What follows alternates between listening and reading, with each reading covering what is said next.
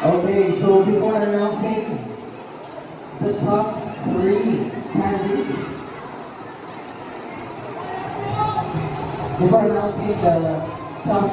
candidates, our judges are still computing and having their score.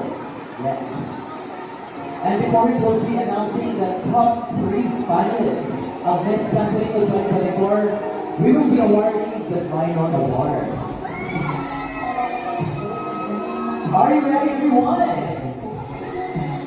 Okay, let's start with the Minor Awards. And our Miss Photogenic will be candidate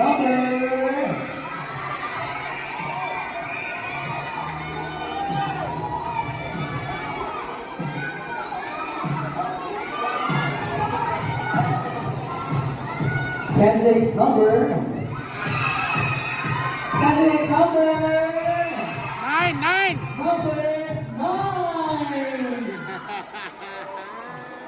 Ako ba na 9? Oo ba?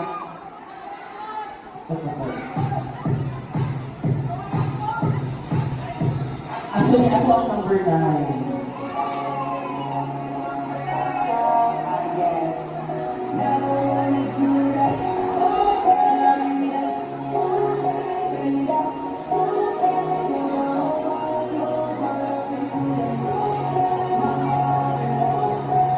Okay, so I will be having some information about that.